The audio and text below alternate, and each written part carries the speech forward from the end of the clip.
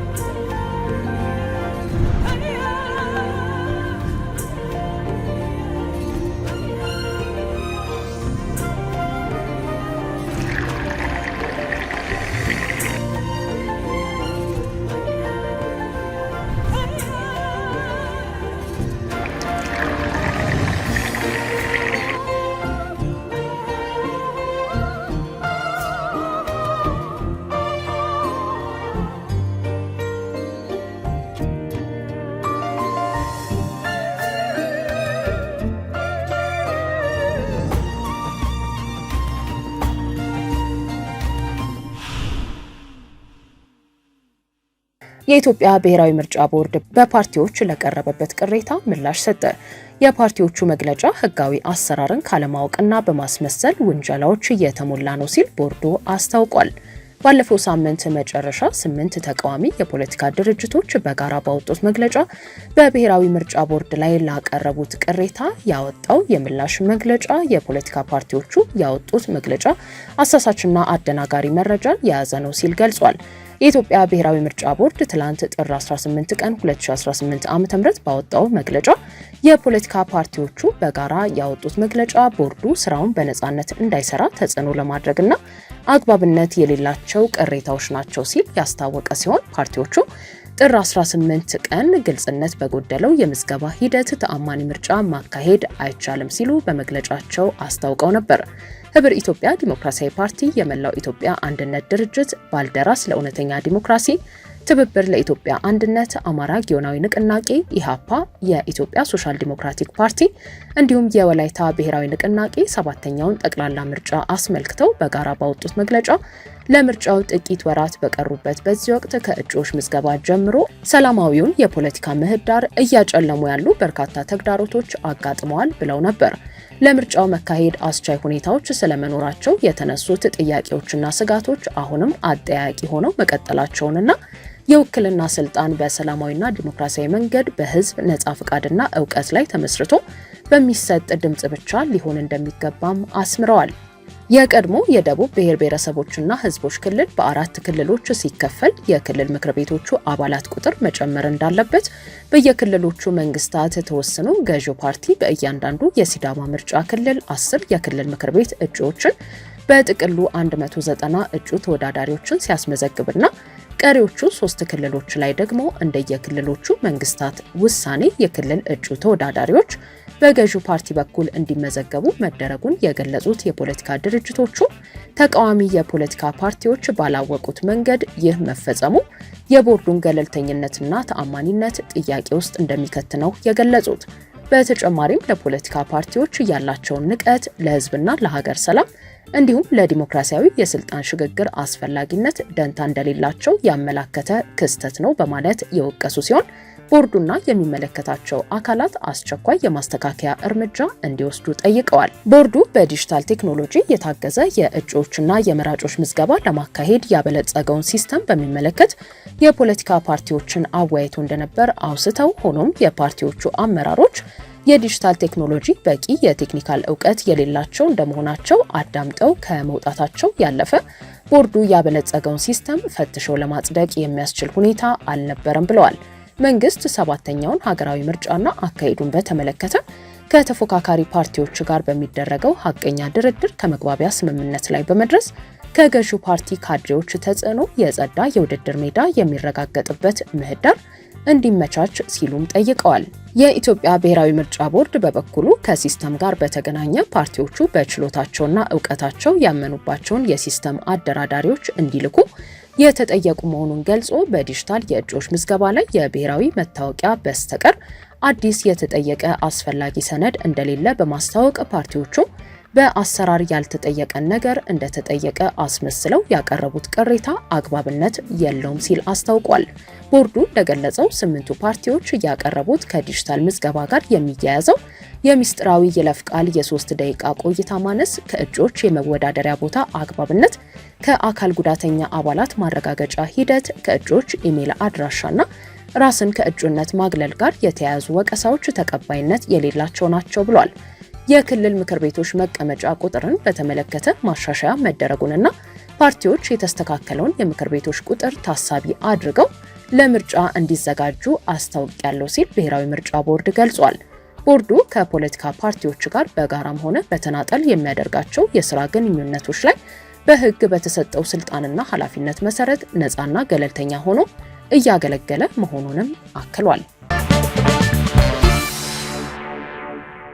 በሰባተኛው ሀገራዊ ምርጫ በትግራይ ክልል በሚገኙ ሁሉም ወረዳዎችና ከተሞች ለመወዳደር አባላቱን እያጠናከረ መሆኑን የትግራይ ዲሞክራሲያዊ ፓርቲ አስታወቀ። የፓርቲው ምክትል ሊቀመንበር አቶ ጽጋቡ ቆባ ለአዲስ ዘመን እንደገለጹት ትዴፓ እንደ አንድ የፖለቲካ ተወዳዳሪ ፓርቲ ለሰባተኛው ሀገራዊ ምርጫ ቀደም ብሎ በትግራይ ክልል ላይ ዝግጅቶችን ሲያደርግ ቆይቷል። በዝግጅቱም በዋናነት በአደረጃጀትና ስትራቴጂ ላይ ትኩረት አድርጓል ብለዋል። ፓርቲው ፖሊሲና ማኒፌስቶ በሰላም በኢኮኖሚና በግብርና ላይ በማድረግ ለትግራይ ሕዝብ አማራጭ ይዞ መምጣቱን አመልክተው ፓርቲው ከኢትዮጵያ ብሔራዊ ምርጫ ቦርድ ጋር ያለውን ግንኙነት በማጠናከር ሕጋዊ መመሪያዎችና የምዝገባ ነጥቦችን የማሟላት ስራዎችን እየሰራ መሆኑን አስታውቀዋል። ምርጫው ዲሞክራሲያዊና ፍትሃዊ ሆኖ እንዲጠናቀቅ ሁሉም ባለድርሻ አካላት ግዴታቸውን ሊወጡ እንደሚገባ ያሳሰቡት አቶ ጽጋቡ በተለይም ምርጫ የሚያካሂደው አካል ከማንኛውም የጎንዮሽ ጫና ነፃ በመሆን በግልጸኝነት መስራት እንደሚጠበቅበት አመልክተዋል። ለምርጫው ስኬታማነት ተደራሽ የሆኑ የመገናኛ ብዙሃን እንደሚያስፈልጉ፣ ተወዳዳሪ ፓርቲዎችም ሀሳባቸውን ወደ ህዝብ የሚያቀርቡበት እኩል እድል ሊሰጣቸው እንደሚገባ፣ መራጮችም ያለምንም ስጋት በሰላማዊ ሁኔታ የፈለጉትን የፖለቲካ ፓርቲ እንዲመርጡ ሁኔታዎች ሊመቻቹላቸው እንደሚገባ አመልክተዋል። በክልሉ ያለው የፖለቲካና የጸጥታ ሁኔታ ከጦርነት ወዲህ ሙሉ በሙሉ ባለመቀረፉ ለምርጫው እንደ ተግዳሮት ሊታይ የሚችል ጉዳይ መሆኑን አንስተው ተግዳሮቱን ለመቅረፍ በፖለቲካ ኃይሎችና በጊዜያዊ አስተዳደሩ መካከል የጋራ መግባባት መኖር እንዳለበት፣ ፖለቲከኞችም እርስ በርስ ከመጠቃቃት ወጥተው በሐሳብ ብቻ እንዲወዳደሩ ቃል መግባት እንደሚኖርባቸውም አሳስበዋል። በሰባተኛው ሀገራዊ ምርጫ ላይ የዓለም ማህበረሰብ በታዛቢነት በመሳተፍ የአሰራሩን ትክክለኛነት ማረጋገጥ ይኖርበታል። የትግራይ ህዝብም በምርጫው ያገኘውን ትልቅ እድል በመጠቀም የራሱን አስተዳዳሪ በራሱ ለመምረጥ ስልጣኑን ሊጠቀምበት ይገባል ማለታቸውን የኢትዮጵያ ፕሬስ ድርጅት ዘግቧል። እጅግ ዘመናዊ ፋብሪካ ዓለም በደረሰችበት የቴክኖሎጂ ውጤት ተደራጅቶ ብቁ ኬሚስቶችንና ዘመናዊ ላቦራቶሪዎችን አሟልቶ ለኢንዱስትሪዎች ግብዓት የሚሆኑ የተለያዩ ኬሚካሎችን የሚያመርት የዘርፉ የጀርባ አጥንት፣ በምርቶቹ ጥራትና አቅርቦት የሚወደስ አላይድ ኬሚካልስ ለሳሙናና ዲተርጀንት ፋብሪካዎች፣ ለቆዳና ብረታ ብረት ፋብሪካዎች፣ ለግንባታ ስራ የሚውሉ መሳሪያዎችን ለሚያመርቱና ለወረቀት ፋብሪካዎች የሚያገለግሉ ሶዲየም ሲልኬት በፈሳሽና በጠጣር፣ አልካላይንና ኒውትራል በፈሳሽና በጠጣር፣ ሰልፈሪክ አሲድ፣ ሊኒየር አልካላይን ቤንዚን ሰልፈሪክ አሲድ፣ ላፕሳ፣ ሶዲየም ላውሪል ኢተር ሰልፌት፣ SLES፣ ኩልኮዳይታኖላሚድ፣ CDEA፣ ኮካማይዶ ፕሮፒቤታይን፣ CAPB እና ሌሎችንም ኬሚካሎች በጥራትና በበቂ ሁኔታ አምርተን ለደንበኞቻችን ስለ አጠቃቀማቸው ስልጠና ሰጥተን በተመጣጣኝ ዋጋ እናቀርባለን። ለዚህም የበርካታ ISO እና አውቶራይዝድ ኢኮኖሚክ ኦፕሬተር AEO ሽልማቶች ባለቤት ነን። አላይድ ኬሚካልስ። በአፍሪካ ይፋዊ ጉብኝት ላይ የሚገኙት የአሜሪካ ምክትል የውጭ ጉዳይ ሚኒስትር ከግብጽ ቆይታቸው ወደ ኢትዮጵያ የሚያደርጉት ጉብኝት ይጠበቃል። በአፍሪካ የአሜሪካ ወታደራዊ እዝ መሪን ያስከተሉት ባለስልጣኑ በጸጥታ ጉዳዮች ላይ ትኩረት ያደርጋሉ ተብሏል። የአሜሪካ ምክትል የውጭ ጉዳይ ሚኒስትር ክሪስቶፈር ለንዳው በአፍሪካ 4 ሀገራት የሚያደርጉትን ይፋዊ ጉብኝት እሁድ ዕለት ካይሮ በመግባት የጀመሩ ሲሆን የግብጽ ባለስልጣናት በአባይ ወንዝና በህዳሴው ግድብ ዙሪያ ለአሜሪካው ባለስልጣን በሰፊው ማብራራታቸው ተዘግቧል። የአሜሪካው ምክትል የውጭ ጉዳይ ሚኒስትር ከግብጽ የውጭ ጉዳይ ሚኒስትር ጋር በነበራቸው ውይይት ሁለተኛውን የጋዛ የተኩስ አቁም ስምምነትና የመልሶ ማልማት እቅድ ለማራመድ በሱዳን ግጭት ላይ ተኩስ አቁም በሚደረግበት ሁኔታ እንዲሁም በታላቁ የኢትዮጵያ ህዳሴ ግድብ ጉዳይ ሁለቱ አጋር ሀገራት ተወያይተዋል ሲሉ ከግብጽ የወጡ ዘገባዎች አመላክተዋል። ውይይቱ በጋዛ፣ በሱዳን፣ በአፍሪካ ቀንድ ጸጥታና በግብጽ የውሃ ደህንነት ላይ በተከሰቱት አዳዲስ ለውጦች እንዲሁም በፖለቲካና በኢኮኖሚ ትብብር ላይ ያተኮረ ነበር ቢባልም የግብጽ የውጭ ጉዳይ ሚኒስትር በውሃ ጉዳይ የግብጽን ፍላጎት ደጋግመው ማስታወቃቸውን የሀገሪቱ ብዙሃን መገናኛ አልሸሸጉም። የአሜሪካ መንግስት ስለ ጉብኝቱ ባወጣው ማብራሪያ የአሜሪካው ባለስልጣን በካይሮ ቆይታቸው በግብጽ ውስጥ የሚንቀሳቀሱና ኢንቨስት የሚያደርጉ የአሜሪካ ኩባንያዎችን እንደሚመለከቱና ከግብጽ መንግስት ባለስልጣናት ጋር በቀጠናዊ ተግዳሮቶች ላይ በትብብር ለመስራት እንዲሁም የአሜሪካና የግብጽን ኢኮኖሚያዊ ግንኙነት ለማጠናከር ይወያያሉ ብለዋል። የአሜሪካው ምክትል የውጭ ጉዳይ ሚኒስትር ክሪስቶፈር ከአሜሪካ ወታደራዊ እዝ በአፍሪካ አዛዥ ጀነራል ዳግቪን አንደርሰን ጋር የሚያደርጉት ጉብኝት ከካይሮ ወደ አዲስ አበባ ሲቀጥል በኢትዮጵያም በተመሳሳይ የአሜሪካ ኢንቨስተሮችን እንዲሁም በኢትዮጵያና አሜሪካ የንግድ ግንኙነት ላይ ከኢትዮጵያ መንግስትና ከግሉ ዘርፍ ጋር እንደሚወያዩ ይጠበቃል። በዋነኝነት ደግሞ የአሜሪካ የውጭ ጉዳይ ቢሮ እንዳስታወቀው ከጠቅላይ ሚኒስትር አብይ አህመድና ሌሎችም የኢትዮጵያ ባለስልጣናት ጋር በቀጠናው ሰላምና ጸጥታ ጉዳዮች ላይ ያደርጉታል የተባለው ውይይት ተጠባቂ ነው። የአሜሪካው ባለስልጣን በጥቅሉ ወደ ግብጽ፣ ኢትዮጵያ፣ ኬንያና ጅቡቲ የሚያደርጉት ጉብኝት በቀይ ባህርና በቀጠናው ካለው ሁኔታ እንዲሁም በቅርቡ ፕሬዚዳንት ትራምፕ በይፋ በህዳሴው ግድብ ላይ አደራዳሪ ለመሆን መፈለጋቸውን ተከትሎ ወደ ኢትዮጵያና ግብጽ የሚደረገው ጉዞ ብዙ አስተያየት እየተሰጠበት ነው። በአዲስ አበባ ቆይታቸው ምክትል የውጭ ጉዳይ ሚኒስትሩ ከአፍሪካ ህብረት ኮሚሽን ሊቀመንበር ሙሐመድ አሊ የሱፍ ጋር በመገናኘት በሰላም ማስፈን፣ በንግድ ትብብር ማስፋፋትና በሰብአዊ ቀውሶች መፈታትና ሌሎችም ቅድሚያ የሚሰጣቸው የጋራ ጉዳዮች ላይ ይነጋገራሉ ተብሏል። ልዩ በሆነው ውብ የገና ጀንበራችን ዘመን እንዳስቆጠረ ልማዳችን ሽመላችንን ጠርበን ወልውለን ሩራችንን ከርክመን ፈጭተን አብክተን ጋግረን ጠምቀን በመስክ በማጀታችን በየፊናችን ተሰናድተን የአዲስ ብስራት በዓላችንን በሐሴት እናከብራለን። ወጣት ጎበዛዙ ተሰባስበን አካልና መንፈሳችንን በጨዋታ በፉክክር በፍቅር እናድሳለን።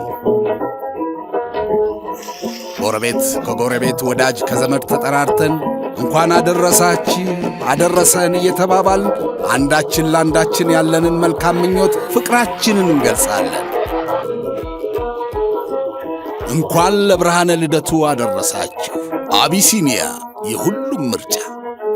ውድ ሪፖርተር ተከታታዮች የሰዓቱ ዜናዎቻችን እነዚህ ነበሩ። ስላደመጣችሁን ከልብ እናመሰግናለን።